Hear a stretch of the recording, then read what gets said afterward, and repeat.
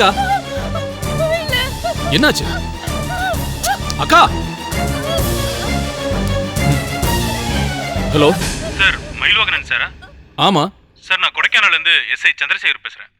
சொல்லுங்க. உங்க தம்பி சுனில் இறந்துட்டார் சார்.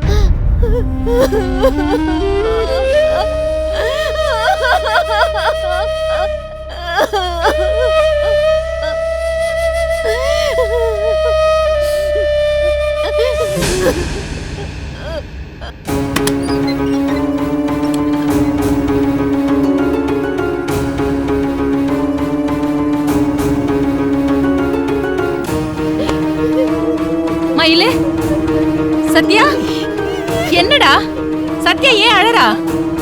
டேய் என்னடா மயிலே, என்னாச்சு சொல்லுடா. அம்மா சுனில். சுனிலுக்கு என்னடா? சுனிலுக்கு என்ன ஆச்சு? சுனிலுக்கு என்ன சொல்லுடா. இறந்துட்டாமா?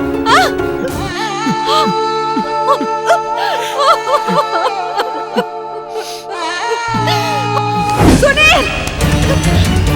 அம்மா என்னாச்சுமா? சுனில் சொல்லுமா. சுனில் என்னம்மா? ஏமா இப்படி பதறி எழுந்திருச்சு? என்னம்மா என்னக்காச்சு? தெரியல. என்னம்மா ஏதாவது கனவு கண்டியா? இந்த தண்ணி குடி.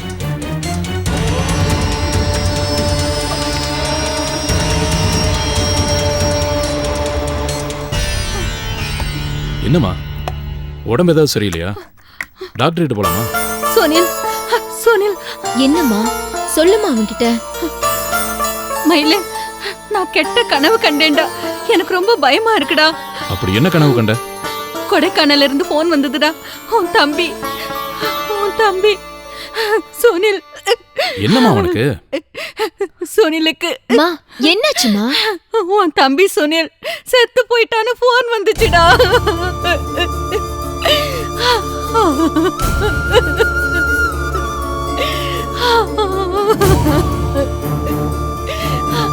என்னம்மா இது?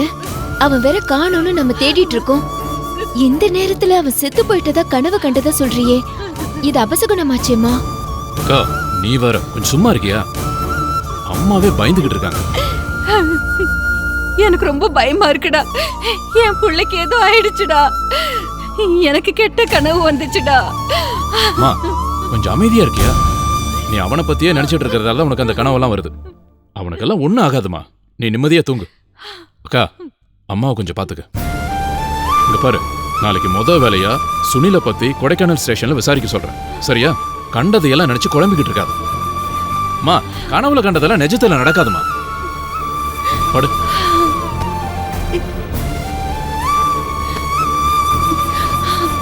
மயிலு, உன் தம்பி சுனிலுக்கு ஒன்னும் ஆகாதுமா. ஒன்னும் ஆகாதுமா, நீ தூங்கு. அக்கா பாத்துக்க.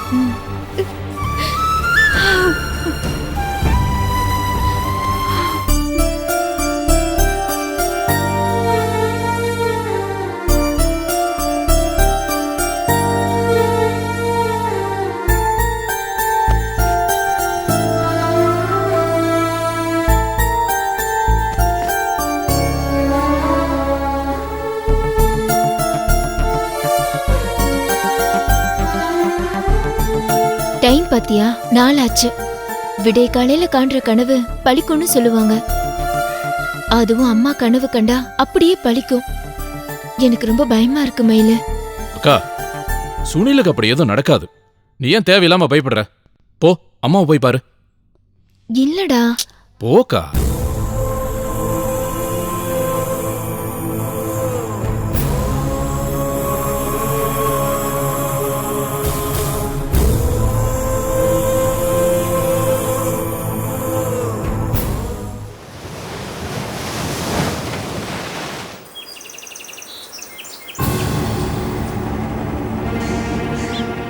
இன்னும் ஏன் அதையே நினைச்சிட்டு இருக்க?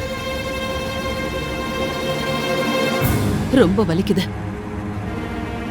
என் முதுகுல குத்தி ஹாஸ்பிட்டல்ல என்கிட்ட இருந்து பறிச்சப்ப கூட அவ்வளவு வலிக்கல. பப்ளிக் பிளேஸ்ல அந்த ராஜி முன்னாடி என்ன கை நீட்டி அரைஞ்சிட்டாந்தால எனக்கு ரொம்ப வலிக்குது. அக்கா, உன் வேதனை எனக்கு புரியுது. ஆனா அவசரப்பட்டு எதுவும் பண்ண வேணாம். நமக்குன்னு ஒரு நேரம் வரும், அப்ப பாத்துக்கலாம். வாய மூடு. இப்படி சொல்றதுக்கு உனக்கு வெக்கமால? நீ எல்லாம் என் தம்பின்னு வெளியில போய் சொல்லிக்காத. ஏங்கா திட்டுற? திட்டாம பின்ன கொஞ்சுவாங்களா? அடி உதவுற மாதிரி அண்ணன் தம்பி உதவ மாட்டான்னு சொல்லுவாங்க. நீ நிரூபிச்சிட்டல. அக்கா, உனக்காக நான் என் உயிரையும் கொடுப்பேன், என்ன நம்பு. கிழிச்ச என் மேல ஒருத்தன் கை வச்சதும் அவன் கைய வெட்டி எரிஞ்சிட்டு வந்திருக்க வேண்டாம். அக்கா, நான் வெட்டிட்டு ஜெயிலுக்கு போனா நீ யாரும் இல்லாம தனிமரமா ஆயிடுவாக்கா. அதுக்காக தான் நான் அமைதியா இருக்கேன்க்கா. டேய், அக்காவை அடிச்சவன நீ கொன்னுட்டு வந்திருந்தா உனக்கு பதிலா பழிய ஏத்துக்கிட்டு நானே ஜெயிலுக்கு போயிருப்பேன். யாரும் இல்லாத தனிமரமா கூட நான் வாழ்ந்துருவேன். அவமானத்தோட நான் வாழ மாட்டேன். இப்ப என்ன கருணா காலி பண்ணணும், அவ்வளவுதானே? விட்டு நான் பாத்துக்கிறேன். டேய், சூட்டோட சூட்டா செய்யாம இங்க வந்து சீன் போட்டுட்டு இருக்கியா? அக்கா, என்ன ஏக்கா புரிஞ்சுக்க மாட்டேங்கிற? உனக்காக நான் உயிரை கூட கொடுப்பேன்றல. டேய், எனக்காக உயிரை குடுக்கறவனா இருக்காத, உயிரை எடுக்கிறவனா இரு. அப்படிப்பட்டவனதான் இந்த அக்காவுக்கு பிடிக்கும். சரி சொல்லுக்கா, நான் என்ன பண்ணணும்? கேளு. வாக்கிங் போறப்ப அந்த கருணாகரனை வெட்டி கொல்றதும் வீடு பூந்து அடிச்சு கொல்றதும் வேண்டாம். என்கிட்ட இருந்து பறிச்ச அதே ஹாஸ்பிட்டலுக்குள்ள அவன் உயிர் போகணும். நான் போய் வெட்டிட்டு வந்துட்டுமா?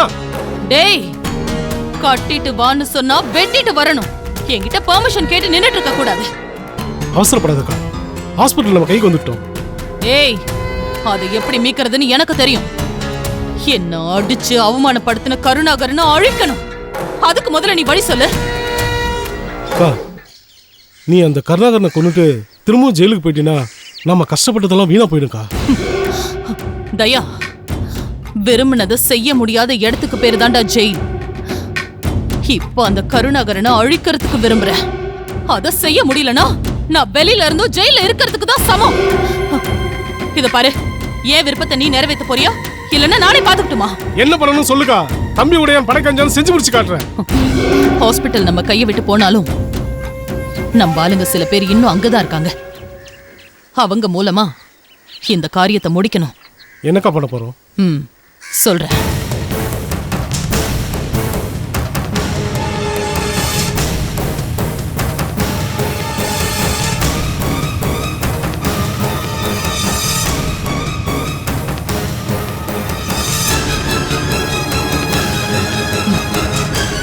என்ன புரிஞ்சுதா?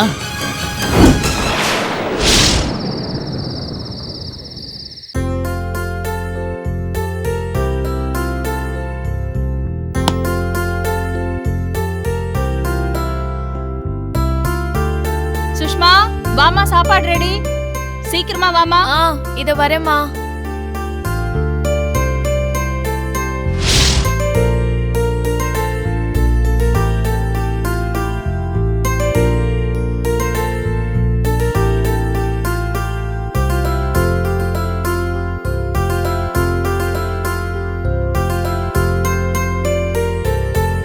வாமா, உட்காரு.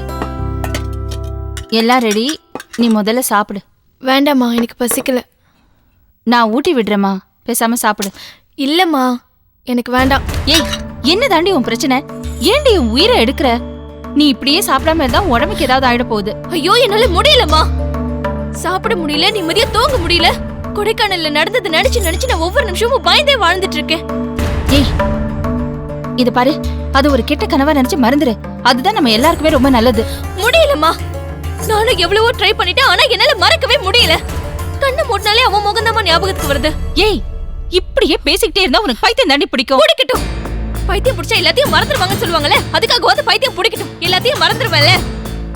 கொலைகாரியா வாழ்றதை விட பைத்தியமா வாழ்றது எவ்வளவோ மேல்மா. போட்டேனா வாய மூடிட்டு இருக்கியா? ஒரு கொலையை பண்ணிருக்கமா, என்னால எப்படி அமைதியா இருக்க முடியும்? யார் யாரை கொலை பண்ணது?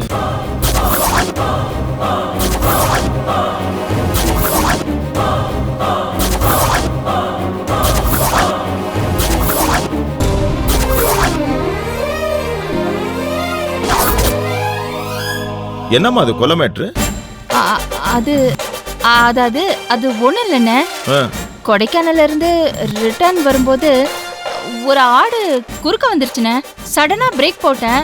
அப்போ வண்டியில அடிபட்டு ஆடு செத்து போச்சு. அதை பார்த்து இவ பயந்துட்டானே. அப்போல இருந்து இவ லூசு மாதிரி என்ன கொலகாரின்னு திட்டிக்கிட்டே இருக்கா. கொடைக்கானல்ல இருந்து வந்ததுக்கு அப்புறம் இவ ஏன் இப்படி இருக்கான்னு எனக்கு இப்பதான் புரியுது. ஆடுதான் காரணமா?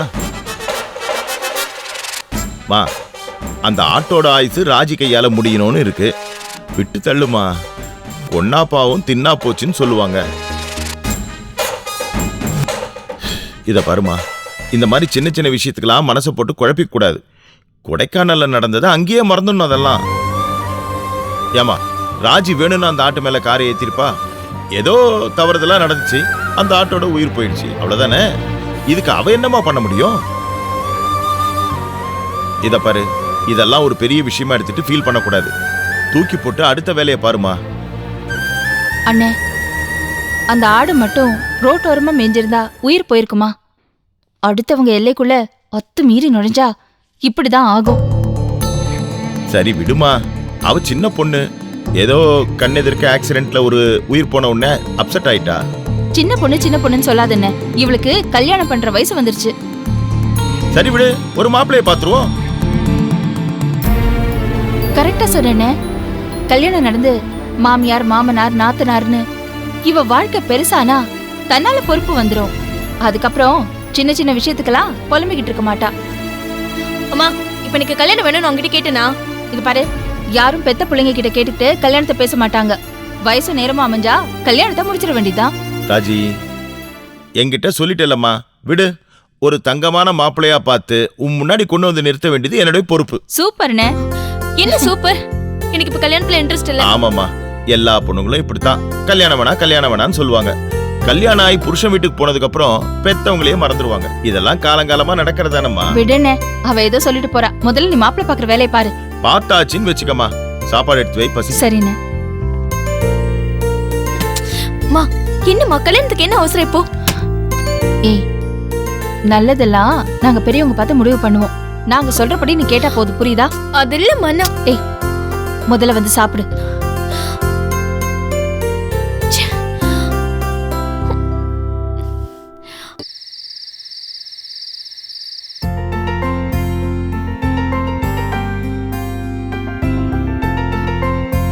இந்தாங்க அத்தை. உமா அக்கா மாமாவும் இன்னும் வரல? உள்ளதாமா இருக்காங்க. நீ அவங்கள சாப்பிட கூப்பிடு போ. ஓகே.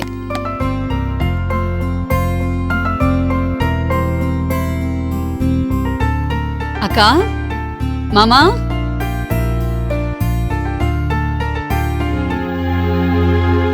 மாமா, வாமா. சாப்பிட வரல? நான் இருக்கல, நீதான். நீதான், எனக்கு தெரியும்.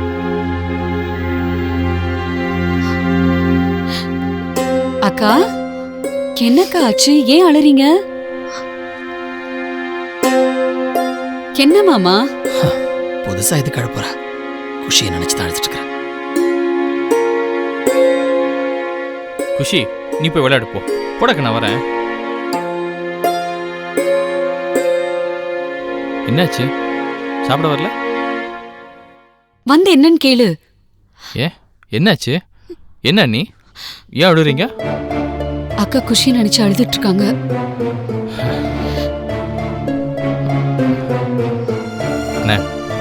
நான் சொன்ன கேப்பியா? சொல்லுடா.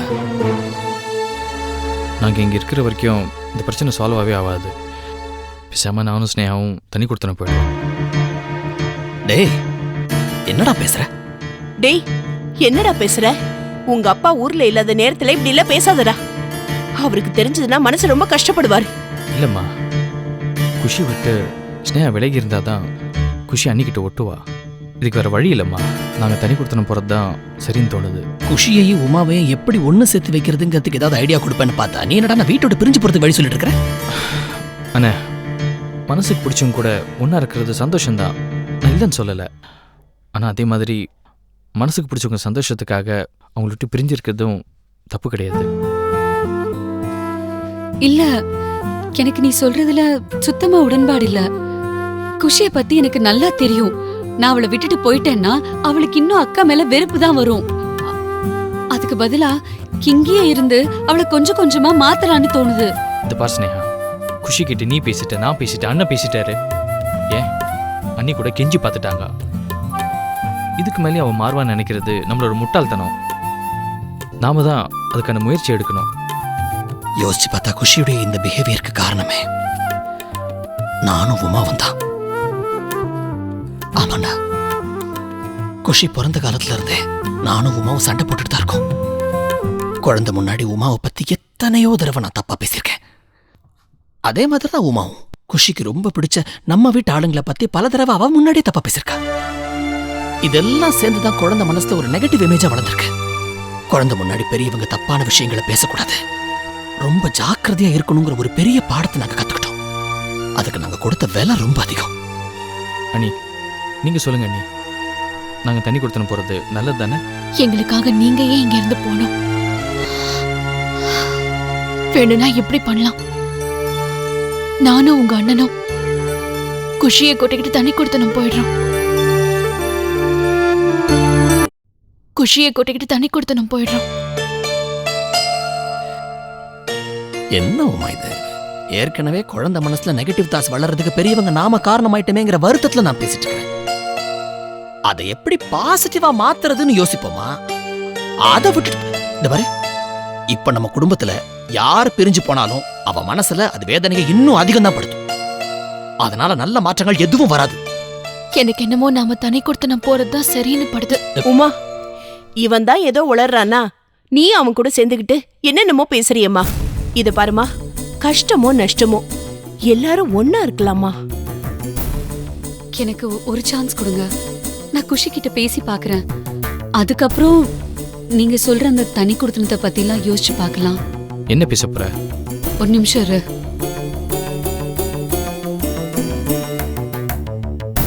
குஷி, இங்க வா. சொல்லுங்க சித்தி. அம்மா உள்ள அழுதுட்டு இருக்காங்க. ஆமா. ஏன் தெரியுமா? ஏன்? நீ ஏன் அவங்க கிட்ட பேச மாட்டேங்கிற? அதுக்கு என்னப்பா? இங்க பாரு, நீ உங்க அம்மா கூட சேரணும். எனக்கு அம்மாவை பிடிக்காது சித்தி, உன்னதான் பிடிக்கும். உனக்கு என்ன பிடிக்குங்கிறதெல்லாம் ஓகே, ஆனா அம்மாவையும் உனக்கு பிடிக்கணும். அப்பதான் நீ குட் கேர்ள்.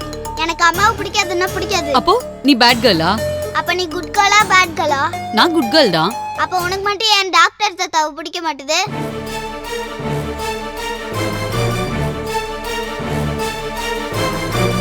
சொல்லு சித்தி, உனக்கு மட்டும் என் தாத்தாவை பிடிக்க மாட்டுது.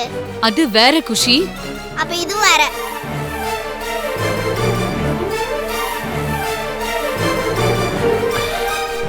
குஷி, சித்தி அவங்க அப்பா கிட்ட ஃப்ரெண்டானா நீ உங்க அம்மாட்ட ஃப்ரெண்ட் ஆவறியா? சித்தப்பா, முதல்ல சித்திய டாக்டர் தாத்தா கிட்ட ஃப்ரெண்டாக சொல்லு, அப்புறம் நான் ஃப்ரெண்ட் ஆகுறேன். இங்க வாங்க. சித்தி அவங்க அப்பா கிட்ட ஃப்ரெண்ட் ஆகணுன்னே நீ உங்க அம்மாட்ட ஃப்ரெண்ட் ஆகணும். சரி சித்தப்பா. கண்டிப்பா.